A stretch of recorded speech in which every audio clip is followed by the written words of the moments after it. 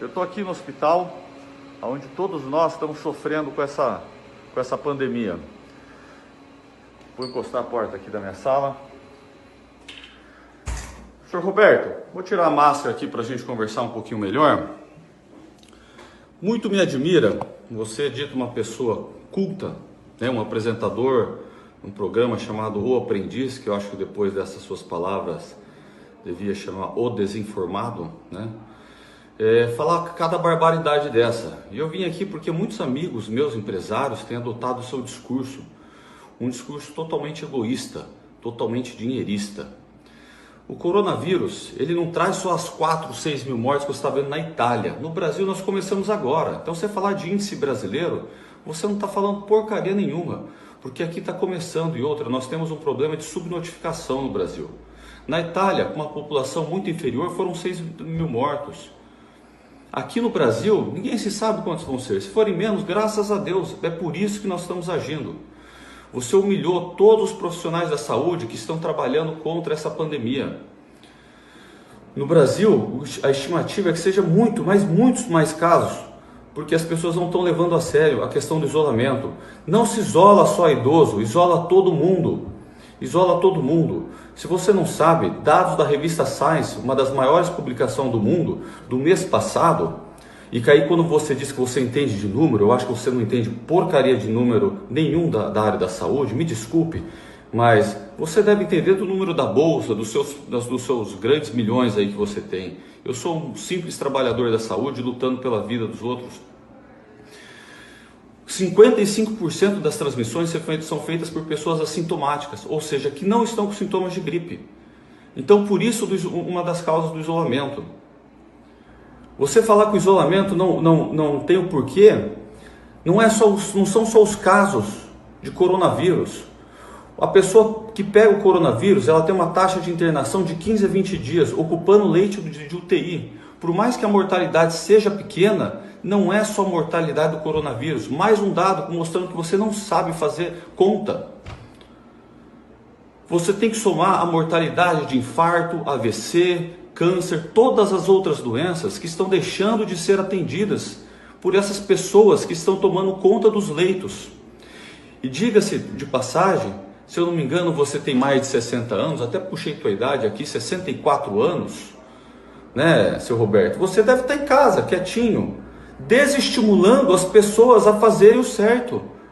Por quê? Se você pega uma doença dessa, você tem dinheiro suficiente para montar uma UTI na tua casa.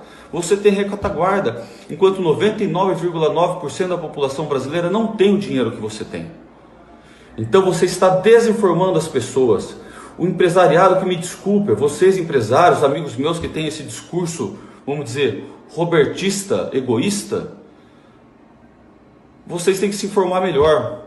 Nós estamos lutando, todos nós estamos sofrendo para que o caos seja um caos organizado, não seja um caos anárquico.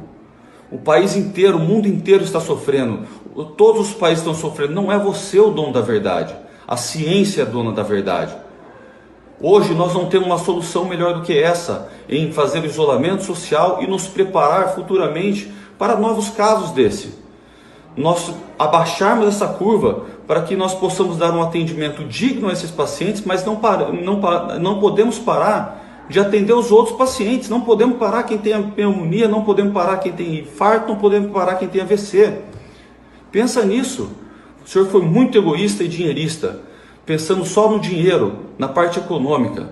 Economicamente todos vão sofrer, fazendo isolamento ou não, porque depois o isolamento vai ser feito de forma anárquica. Nós temos que fazer organizado, para que o governo tenha poder sobre a sociedade, para poder emitir medidas sociais e econômicas para a gente se recuperar depois. Pensa nisso e peça desculpa para o Marcos Mion da merda que você falou.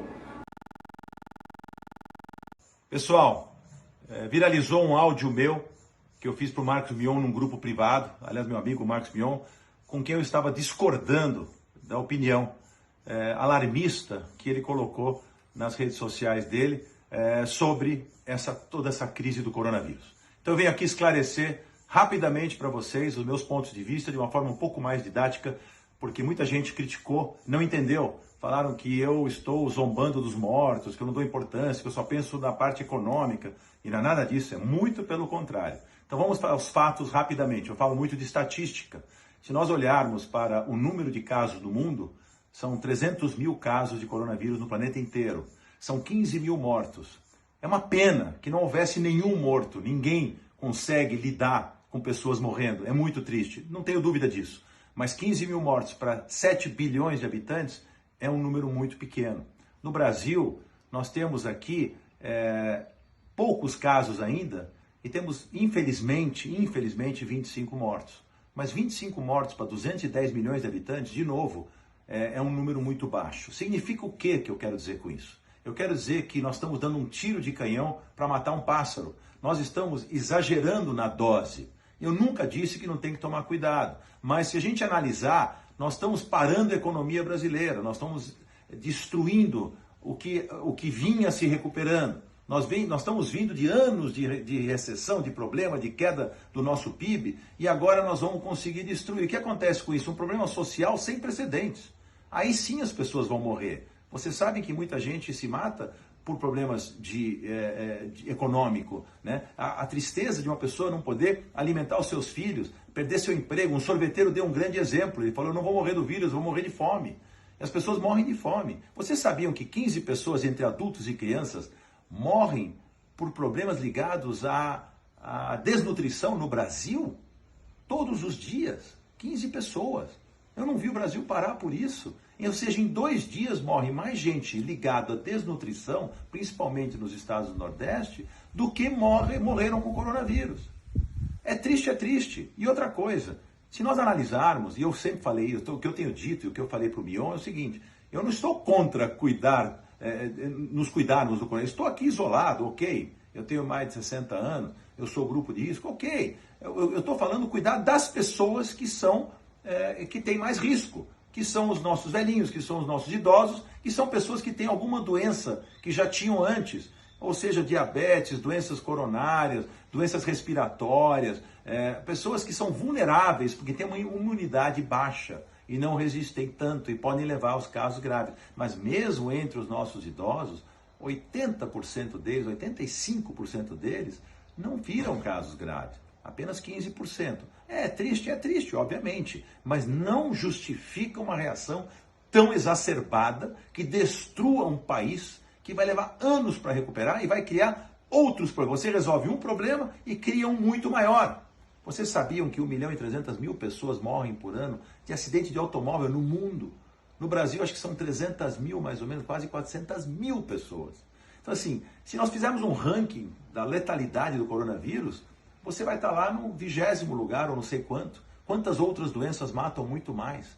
Da gripe comum, da influenza, nós temos aí 5 milhões de casos ano no mundo graves. 10% morrem, 500 mil pessoas. O Brasil já parou, boa parte disso está aqui no Brasil. Claro, 500 mil no mundo inteiro, mas é muita gente. Né? Do coronavírus morreram 15 mil no mundo inteiro até agora. Da gripe são 500 mil. Então, o que eu estou tentando dizer com isso? Estou tentando minimizar esse exagero, essa histeria que se criou, esse pânico que se cria quando o Mion e outras pessoas fazem esse tipo de vídeo, com a melhor das intenções, hein? São gente boníssima, mas às vezes não estão tão bem informados sobre dados. Não se assustem tanto. Agora, o que eu digo? Não ter aglomerações humanas, ok. Eliminar os jogos de futebol, as grandes festas, shows, ok. Não vamos botar gente junto, é lógico. Vamos isolar os nossos idosos e as pessoas que têm problema de saúde, para que não se contaminem. Vamos liberar o resto. Porque o saudável, quando pega o vírus, ele é uma gripe. Não é uma coisa tão grave para quem é saudável e tem boa imunidade. E vai criar anticorpos. E temos a notícia boa, hoje eu estava conversando com o presidente de uma grande empresa que lida na área médica, diz que os casos que estão sendo tratados com esse remédio da malária estão dando muito bem, estão dando muito certo. Então assim, se nós durássemos com esse fechamento da nossa economia, com essa paralisação do nosso país por apenas 20 dias, no máximo 30, ok.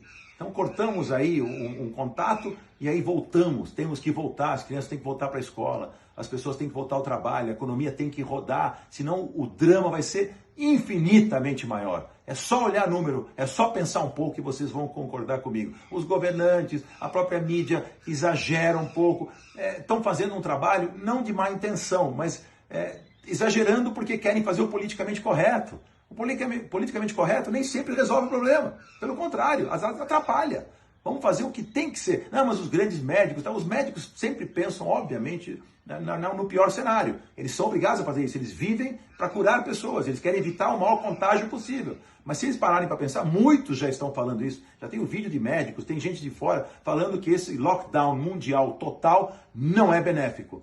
Não vai resolver o problema. Pelo contrário, vai criar um novo problema muito maior. Acreditem nisso, é isso que eu quis dizer, cuidar das pessoas é a coisa mais importante que tem, cuidar dos idosos, cuidar, né, os mortos a gente lamenta demais, cada um morto, quanto mais 25 ou 30, mas não podemos deixar de analisar sob o espectro geral quanto isso representa. Não é muito por enquanto, e mesmo que aumente 10 vezes ou 20 vezes, perto de 210 milhões de pessoas que vivem nesse país, ainda é muito pouco para fazer esses todos outros sofrerem todas essas dramáticas consequências desse shutdown, desse fechamento do nosso país. É isso que eu quis dizer, é essa mensagem que eu deixo aí, e essa preocupação que eu tenho é muito maior do que alguns estão imaginando, né? Porque eu me preocupo com o que vem aí de desastre na vida das pessoas, sem emprego, com fome, sem ter comida para botar na mesa. É terrível, acreditem.